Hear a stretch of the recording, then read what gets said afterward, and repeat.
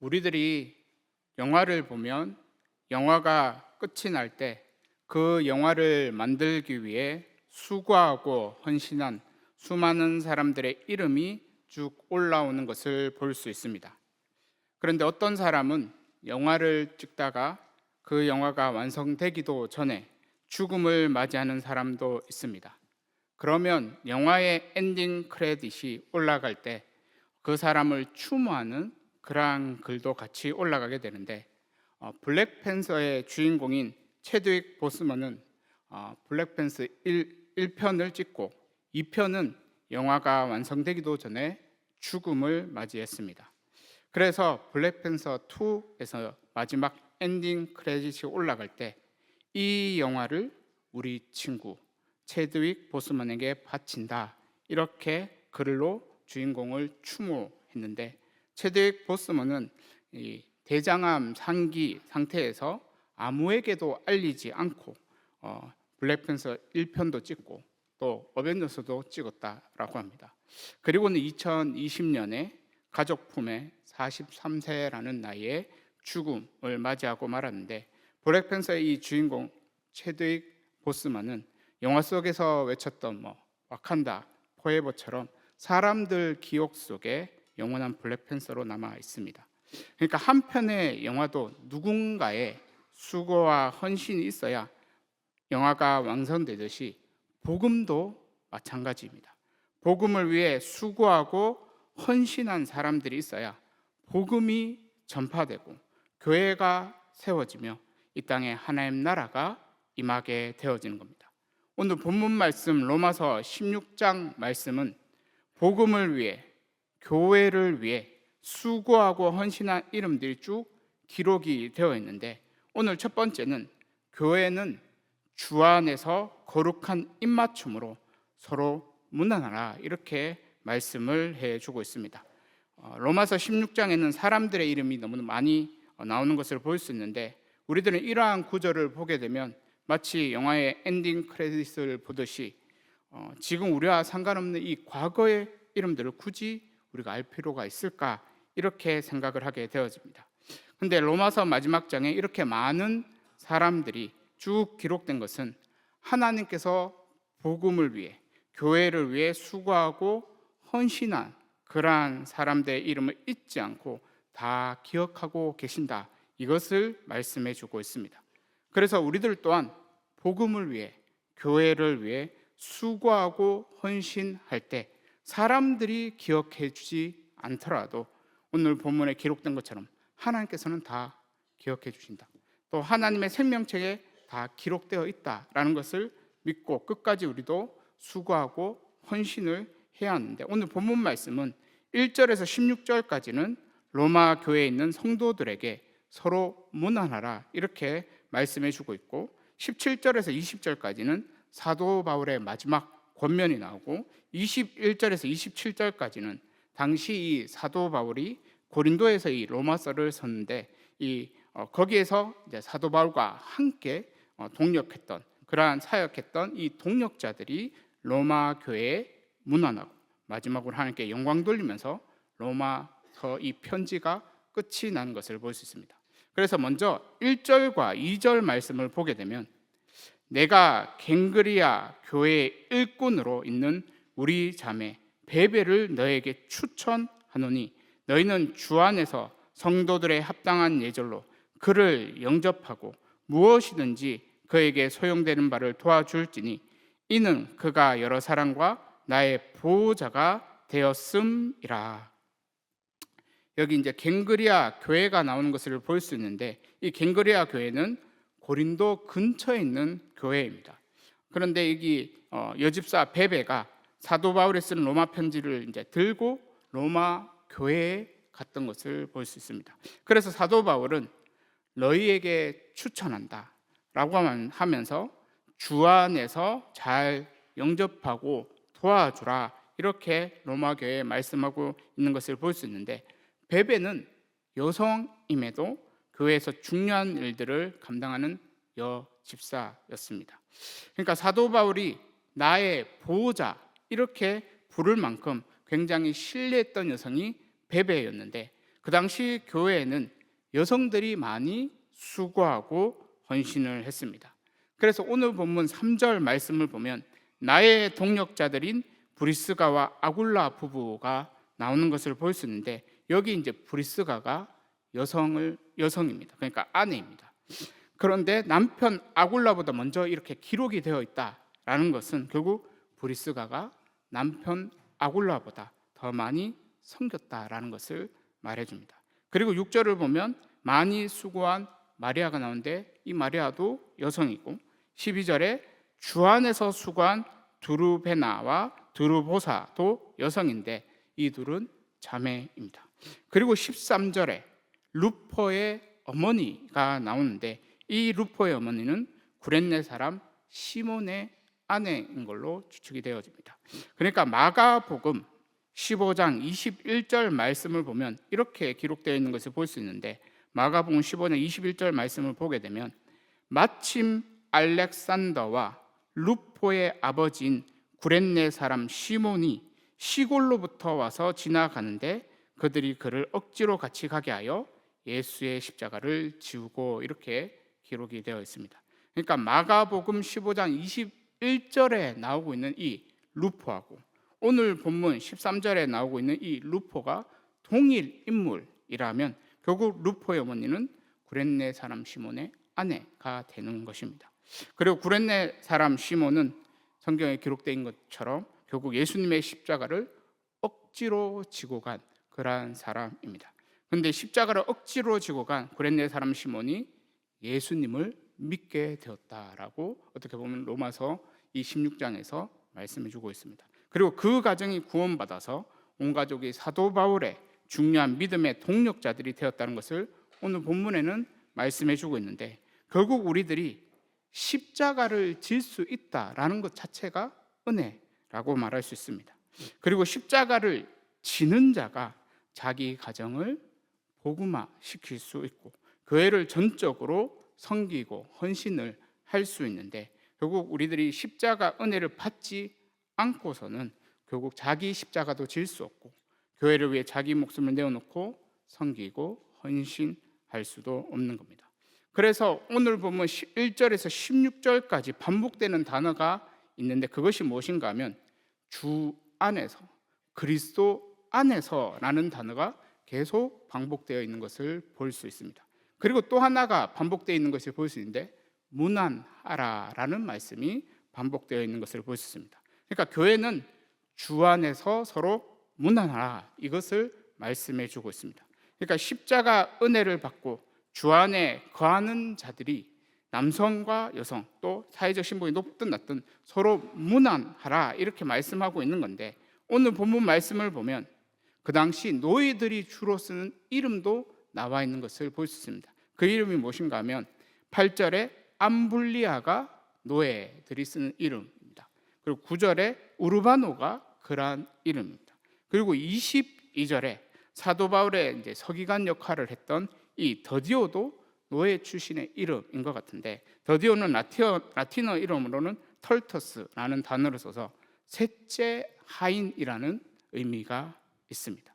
그러니까 노예 출신들의 이름이 이 로마 교회 안에 결국은 많이 있다. 그리고 사도 바울과 동역한 그러한 자도 있다라는 것을 볼 수가 있습니다. 그리고 오늘 본문 말씀에는 귀족 계층의 이름도 있는 것을 볼 수 있는데, 10절과 11절에 아리스도블로 그리고 헤로디온도 결국은 이제 귀족 계층, 그러니까 헤롯 가문과 관련된, 그러니까 예수님을 핍박하고 세례 요한을 죽였던 이 헤롯 가문과 연관이 있는 그러한 인물이라고 말합니다. 그리고 15절에 네레온은 로마의 고위 관직의 이름이었습니다. 그래서 그 당시 노예 출신이든 귀족이든 복음을 듣고 예수님을 믿어 모두 주 안에 속한 그리스도인들로 변화된 것을 볼 수가 있는 겁니다. 그러니까 교회는 출신 배경과 상관없이 복음으로 주 안에서 모두가 하나 될 수 있는 건데, 사도 바울은 이렇게 다양한 사람이 모여있는 로마 교회에게 이렇게 명령을 하고 있습니다. 16절 말씀을 보면 너희가 거룩하게 입맞춤으로 서로 문안하라. 그리스도의 모든 교회가 다 너에게 문안하느니라. 여기 입맞춤이 나오는데 그 당시 인사법이었던 것 같습니다. 아마도 볼에 맞추지 않았을까라고 추측을 할 수 있습니다. 그러니까 저에게는 이제 딸들이 있는데 어린 자녀가 아빠에게 볼을 뽀뽀하러 달려오면 저는 기꺼이 저의 볼을 내어주고 뽀뽀해주면 기뻐합니다. 그런데 우리가 가룟 유다 같이 원수가 나에게 다가와서 입맞추면 굉장히 기분이 나쁠 것입니다. 하지만 교회 안에는 원수 같은 그러한 사람들도 있습니다. 함께 교회를 위해 섬기다가 갈등하고 미워하는 사람들이 생기게 되어집니다. 그런데 오늘 본문 말씀에는 그럼에도 주 안에서 거룩한 입맞춤으로 서로 문안하라 이렇게 말씀을 하고 있습니다. 이 말은 서로 인사하며 지내는 것 쉬운 것 같지만 쉽지가 않습니다. 우리가 함께 섬기고 헌신하다 보면 나와 성격이 다르고 또 나와 맞지 않는 사람도 함께 섬겨야 하고 봐야 하기 때문에 쉽지가 않습니다. 그래서 입맞춤으로 서로 문안하는 것, 인사하는 것조차 쉽지가 않습니다. 그런데 오늘 본문 말씀에는 상대방에 대한 내 감정이 좋지 않고 또 가까이 하기 어려운 상대라도 주 안에서 거룩하게 입맞춤으로 서로 문안하라고 말씀을 해주고 있습니다. 그리고 그러한 거룩한 입맞춤 가운데 결국 십자가의 사랑이 꼽힐 수가 있게 되어지는데 십자가에는 용서가 있고 화해가 있습니다. 결국 우리가 마음에 들지 않는 사람이 있어도 인사하고 또 인사하다 보면 그 안에 하나님께 은혜 받아서 우리 안에 회복이 일어날 수 있습니다. 용서가 일어날 수 있고 화해가 일어날 수 있습니다. 결국 우리들이 교회에 모여 함께 볼 때마다 인사만 잘해도 주 안에서 하나가 되어질 수 있는 것입니다. 오늘 두 번째는 교회는 주 안에서 선한데 지혜롭고 악한데 미련하라 이렇게 말씀을 해주고 있습니다. 17절 말씀을 보면 형제들아 내가 너희를 권하노니 너희가 배운 교훈을 거슬러 분쟁을 일으키거나 거치게 하는 자들을 살피고 그들에게서 떠나라. 여기에 너희가 배운 교훈이 나오는데 로마서에서 말씀하고 있는 그 교훈을 말하는 것입니다. 그러니까 로마서에서 말씀하고 있는 핵심은 결국 로마서 1장 17절 이신칭의입니다. 그러니까 오직 의인은 믿음으로 말미암아 산다. 이것이 로마서에서 말하고 있는 핵심 교훈인데 결국 의인은 복음을 믿어서 사는 겁니다. 말씀을 믿어서 살게 되어집니다. 그런데 믿음 이외에 다른 무엇으로 구원을 받을 수 있다, 변화될 수 있다 이렇게 가르친다면 로마서에서 가르치고 있는 이 교훈과는 다른 가르침, 다른 복음이 되어지는 것입니다. 그러니까 우리들이 믿음으로 말씀으로 이렇게 변화되어 가야 하는데 믿음으로 살고 어떻게든 말씀으로 살아도 잘 변화되지 않을 때 우리는 어떤 생각을 하게 되는가 하면 더 다른 무언가가 필요하지 않나 이렇게 생각을 하게 됩니다. 그러면서 교회 안에 다른 가르침이 들어오게 되어집니다. 그리고 교회 안에 다른 가르침이 들어오게 되어지면 결국 분쟁이 생기고 분열을 하게 되어지는데 사도 바울은 그러한 자들에게 떠나라 이렇게 말씀을 해주고 있습니다. 그러니까 사탄은 거짓의 영이기 때문에 복음으로 말씀으로 잘 세워가는 교회를 무언가 잘못된 것처럼 무언가 부족한 것처럼 그렇게 말해서 교묘하게 속이게 되어지는데 속이는 자들의 특징이 오늘 본문에 두 가지로 나와 있는 것을 볼 수 있습니다. 18절 말씀을 보면 이 같은 자들은 우리 주 그리스도를 섬기지 아니하고 다만 자기들의 배만 섬기나니 교활한 말과 아첨하는 말로 순진한 자들의 마음을 미혹하느니라. 속이는 자들도 교회를 섬깁니다. 그런데 우리 주 그리스도를 섬기는 것이 아니라 자기들의 배만 섬긴다 이렇게 말씀하고 있는데 교회를 섬김으로 자기 명예를 채우고 교회를 섬김으로 자기 권위를 채우고 교회를 섬김으로 자기 욕심을 채우는 겁니다. 이러한 자들, 자기 배만 채우며 섬기는 자들은 결국 교회를 섬기면서 절대 자기 손에는 보지 않습니다. 그리고 이러한 자들의 특징 가운데 교활한 말로, 정말 아첨하는 말로 말을 그렇게 잘한다 이렇게 말씀해 주고 있는데, 결국 우리들이 말 잘하는 사람은 경계를 해야 합니다.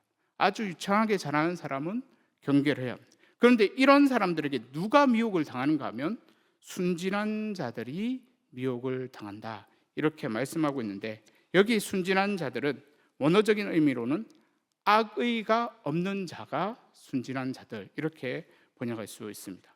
그래서 예수님을 믿고 그리고 하나님의 말씀을 사모해서 말씀이라면 전부 한번 따라보자, 순종해보자, 이러한 자들이 어떻게 보면 순진한 자들이라고 말할 수 있습니다. 하지만 이 순진한 자들은 그렇게 순진하게 믿고 따를 때 아무 생각 없이 신앙생활을 하면 안 되는 건데, 오늘 본문에는 말씀을 들었으면 분별할 수 있는 분별력이 있어야 된다고 사도 바울은 말씀해 주고 있습니다. 19절 말씀을 보면 너희의 순종함이 모든 사람에게 들리는지라. 그러므로 내가 너희로 말미암아 기뻐하노니 너희가 선한데 지혜롭고 악한데 미련하기를 원하노라. 그러니까 우리들이 말씀을 듣게 되어지면 선악을 분별할 수 있어야 하는데, 우리들이 선한 것을 깨달았어도 악한 세상에서 우리가 순종하는 것이 쉽지가 않습니다. 그래서 사도 바울은 지금 뭐라고 하는가 하면 선한 데는 지혜롭게, 다시 말해서 순종하기 위해 지혜로우신 그 하나님께 지혜를 구해서 그 말씀에 믿음으로 순종해야 한다라는 것을 말씀해 주고 있습니다. 그리고 악한 데는 미련해야 한다라고 말씀하고 있는데, 미련하다는 말씀은 원어적인 의미로는 혼합되지 않는다라는 의미가 있습니다. 그러니까 악한 것이 분별되었으면 악한 것과 섞이지 않아야 합니다. 그리고 미련하다 사람들이 생각할 만큼, 또 미련하다 이렇게 사람들이 말할 만큼 악한 일을 하지 않아야 하는 겁니다. 그런데 우리들은 보통 이 말씀과 반대로 합니다.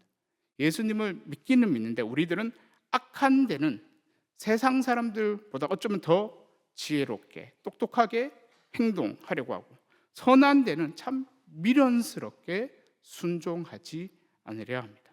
그래서 사탄의 시험에 우리는 걸려 넘어가게 되는데, 결국 신앙생활은 믿음으로 순종해야 할 것에 대해서는 지혜롭게 순종을 해야 합니다. 그리고 믿음으로 하지 말아야 할 것에 대해서는 미련하다 이러한 말을 들을 정도로 하지 말아야 하는 겁니다. 그러니까 우리들이 예수님을 믿고 결국은 그 가운데 우리의 삶의 능력이 나타나지 않는 이유는 결국은 믿음대로 살지 않기 때문에 그렇다라고 말할 수 있습니다. 그런데 우리가 믿음대로 살면 어떻게든 우리가 말씀대로 선한 데는 지혜롭고 악한 데는 미련하게 그렇게 살게 되어지면 복음의 능력도 나타나게 되어지는데, 20절 말씀을 보면 평강의 하나님께서 속히 사탄을 너희 발 아래에서 상하게 하시리라. 우리 주 예수의 은혜가 너희에게 있을지어다.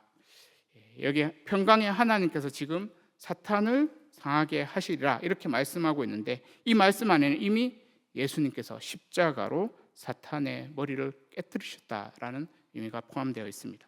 그리고 십자가에서 죽으시고 부활하신 예수님께서 다시 오셔서 사탄을 완전히 정복하게 되어지는데, 우리는 어떠한 상황 가운데 살고 있냐면 이미와 아직 사이에 우리는 살아가고 있습니다. 그런데 이미 예수님께서 사탄의 머리를 깨뜨리셨기 때문에 우리는 사탄과의 싸움에서 이미 이긴 싸움을 하며 살아가고 있다 이렇게 말할 수가 있습니다. 그러니까 부활하신 예수님께서 다시 이 땅 가운데 오시기 전까지 우리는 어디 안에 있으면 되냐면 주 안에, 예수님 안에, 그리스도 안에 있으면 되는 거예요. 왜냐하면 예수님께서 이미 승리하셨기 때문에, 세상을 승리하셨기 때문입니다. 그런데 우리들은 예수님을 믿어도 결국 내가 지혜로운 줄 알고 내 힘으로 싸우려고 하고, 그리고 어떻게든 주 안에 있기보다는 주 밖에 있고 싶어하는 것이 우리들의 모습인데, 주 밖에 있으면 사탄의 머리가 깨트려졌어도 우리는 사탄을 이겨낼 수 없습니다. 결국 사탄의 시험에 그냥 다 걸려 넘어가고 많은 것입니다. 그래서 우리는 주 안에 있어야 하는 것이고, 주 안에서 무엇을 누려야 하냐면 평강을 누려야 하는 것입니다. 그러니까 우리가 주 안에 있다라는 말은 결국 하나님의 말씀을 통해 선악을 분별하고 그 가운데 결국은 마땅히 해야 할 것들을 순종하며 그렇게 나아가는 것을 말하는 건데, 우리가 믿음으로 순종하면 우리의 마음에 평강이 임하고 결국은 복음의 능력도 나타나게 되어집니다. 결국 평강이라는 것은 외부 환경이 좋을 때 그때 누리는 것이 아니라 결국 우리가 순종하며 나아갈 때, 주 안에 있을 때 누릴 수 있는 것이 평강이라고 말할 수 있습니다. 결국 말씀을 붙드는 순진한 자들은 오늘 본문 말씀처럼 선한 데 지혜롭고 악한 데는 미련하게 나아갈 때 결국은 평강도 임하게 되어지고 사탄의 시험에도 걸려 넘어지지 않을 수가 있는 것입니다. 오늘 세 번째는 교회는 주 안에서 복음으로 더욱 견고해져야 한다라는 것입니다. 오늘 보면 21절부터 보면 사도 바울이 아무리 대단한 사역자라고 해도 혼자 해보는 주의 일을 다 감당할 수 없다라는 것을 알 수 있는데, 사도 바울은 22절에 자신의 말을 대필해서 기록해주는 이 더드의 도움을 받는 것을 볼 수 있고, 또 23절에는 가이오에게 고린도에서 머물 수 있는 집을 제공받는 것도 볼 수 있고, 그리고 고린도성의 이 재무성 에라스도에게는 고린도에서 계속 복음을 전할 수 있도록 정치적이든 경제적이든 이러한 도움을 받는 것을 볼 수가 있습니다. 그래서 주 안에서 함께 주의 일을 감당하지 않고서는 복음도 전파할 수 없고 교회도 제대로 세울 수가 없습니다. 그러니까 우리들에게 함께 신앙생활을 할 수 있는 이 교회와 믿음의 동력자가 있다는 것이 얼마나 큰 은혜인지 모릅니다. 그리고 이 은혜를 우리가 안다면 결국은 교회도 지켜내야 하고, 그리고 믿음의 동력자도 함께 지켜내야 하는데, 어떻게 지킬 수 있냐 하면 복음으로 더욱 견고해지면 지켜낼 수가 있습니다. 그러니까 교회는 복음으로 하나 될 수 있고 복음으로 견고해질 수 있습니다. 결국 우리가 가장 먼저 깨달아야 할 가치가 무엇인가 하면 복음의 가치입니다. 그러니까 성경에서 기록된 이 복음이 나의 복음이 되어야 이 복음의 가치를 알 수 있습니다. 근데 나의 복음이 되지 않으면 그 가치를 제대로 모르는 겁니다. 그러니까 나의 복음이 된 자만이 복음을 전파하게 됩니다. 나의 복음이 된 자만이 복음으로 내 인생도 견고하게 세워나가고 내 가정도 견고하게 세워나가고 결국 내 교회도 견고하게 세워나가게 되어지는데, 오늘 본문 가운데는 복음이 어디에 감춰져 있는가 하면 성경에 감춰져 있다, 이것을 말씀해 주는 것을 볼 수 있습니다. 마지막으로 오늘 본문 25절에서 27절까지의 말씀을 보면, 나의 복음과 예수 그리스도를 전파함은 영세 전부터 감추어졌다가 이제는 나타내신 바 되었으며 영원하신 하나님의 명을 따라 선지자들의 글로 말미암아 모든 민족이 믿어 순종하게 하시려고 알게 하신 바 그 신비의 계시를 따라 된 것이니, 이 복음으로 너희를 능히 견고하게 하실 지혜로우신 하나님께 예수 그리스도로 말미암아 영광이 세세 무궁하도록 있을지어다. 아멘. 사도 바울에게 복음은 예수 그리스도가 복음입니다. 그래서 사도 바울은 자신의 복음인 예수 그리스도를 전파했는데, 이 복음은 영세 전부터 감추어졌다, 이렇게 말씀을 해주고 있습니다. 그런데 이제는 나타내신 바 되었다고 말씀해주고 있는데, 예수 그리스도께서 이 땅에 나타나셨고 십자가에 달려 죽으시고 부활하심으로 이제는 복음이 모든 민족에게 밝히 드러나게 된 겁니다. 그러니까 오늘 본문 말씀에는 영세 전부터 감추었던 이 복음이 어디에 기록되어 있는가 하면 성경책에 기록되어 있다라는 것을 말씀을 해주고 있는데, 20절 말씀에, 아까 전에 봤던 20절 말씀에 사탄이 너희 발 아래서 상하게 하리라, 이 말씀이 결국 창세기 3장 15절 말씀이 성취된 그러한 말씀입니다. 그러니까 창세기 3장 15절 말씀은 원시 복음이라고 하는데 이렇게 기록되어 있습니다. 내가 너로 여자와 원수가 되게 하고 내 후손도 여자의 후손과 원수가 되게 하리니 여자의 후손은 내 머리를 상하게 할 것이요. 그러니까 아담이 타락했을 때 하나님께서는 이 말씀을 전해주셨는데 그 가운데 이 여자의 후손은 예수 그리스도를 말하고 원수는 사탄을 말하는 겁니다. 근데 아담이 죄를 짓고 타락했던 그 당시에는 여자의 후손이 누군지 몰랐습니다. 왜냐하면 하나님께서 여자의 후손을 명확하게 말씀해 주지 않으셨기 때문입니다. 하지만 하나님께서 이미 영세 전부터 예수 그리스도 독생자 이 예수 그리스도를 통해 구원하실 계획을 다 가지고 계셨고 결국은 예수님께서 이 땅에 오셔서 십자가에 달려 죽으시고 부활하셔서 하나님의 구원 계획은 밝히 드러나게 된 것입니다. 그러니까 우리는 구원 계획이 밝히 드러난 그 시대 가운데 우리는 살아가고 있습니다. 그리고 성경에 이 복음이 감춰져 있는 겁니다. 그러니까 성경은 그러니까 우리가 예수 그리스도가 나의 복음이 되어질 때 그때 이 성경은 열리게 되어집니다. 그리고 이 성경은 결국 그 안에서 나를 살리는 수많은 보석들을 우리는 경험하게 될 겁니다. 결국 믿음으로 순종해 나갈 때마다 나를 살리는 그러한 은혜를 경험하게 되는 겁니다. 그러니까 예수 그리스도가 나의 복음이 된 자는 성경을 하찮게 여기지 않습니다. 오히려 성경을 더 가까이 두게 되고 성경 말씀대로 믿음으로 살려고 그렇게 나아가게 되는 겁니다. 그리고 교회가 말씀으로 계속 세워나갈 때 결국은 이 복이 성도들에게 임하게 되어지는 것입니다. 사랑하는 주의 청년 여러분, 우리들이 이 복을 빼앗기지 않기를 바랍니다. 예수 그리스도가 다시 오시는 그날까지 우리들이 주의 말씀을 붙들고 복음으로 더욱 견고해질 수 있기를 바랍니다. 그러면 주 안에서 평강을 누리고 사탄의 시험도 이겨낼 수 있을 것입니다. 사랑하는 주의 청년 여러분, 주의 말씀을 붙들고 믿음으로 순종해서 평강을 누릴 수 있기를 바랍니다. 평강의 하나님께서 우리 발 아래 사탄을 상하게 하실 것입니다. 우리 모두 성경에 감추어져 있고 예수 그리스도로 밝히 드러난 복음이 먼저 나의 복음이 되시고 그리고 선한 데 지혜롭고 악한 데는 미련해서 평강을 누리고 복음으로 더욱 견고해져 가는 그러한 주의 청년들 다 될 수 있기를 간절히 소망합니다. 제가 기도하도록 하겠습니다. 하나님 아버지, 우리들도 예수 그리스도가 나의 복음이 되기를 원합니다. 귀로만 듣고 머리로만 아는 그러한 복음이 아니라 예수 그리스도가 내 삶의 복음이 되기를 원합니다. 복음이 감춰진 성경책을 더 붙들게 하여 주시옵소서. 말씀을 통해 아담의 죄가 나의 죄임을 깨닫게 하여 주시옵소서. 그래서 예수 그리스도께서 십자가에 죽지 않고서는 구원받을 수 없는 죄인임을 깨닫고 우리도 예수 그리스도가 나의 복음이 되어 주를 위해, 복음을 위해, 교회를 위해 살아가는 주의 제자들이 다 되게 하여 주시옵소서. 하나님 아버지, 우리들에게 교회를 주시고 믿음의 동력자들을 주심에 감사합니다.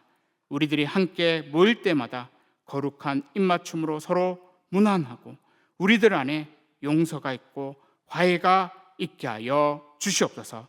주 안에서 하나 되어가는 교회가 되게 하여 주시옵소서. 그래서 함께 교회를 세워가고 지켜가며 함께 평강을 누리고 사탄의 시험을 물리치는 우리 모두가 되게 하여 주시옵소서.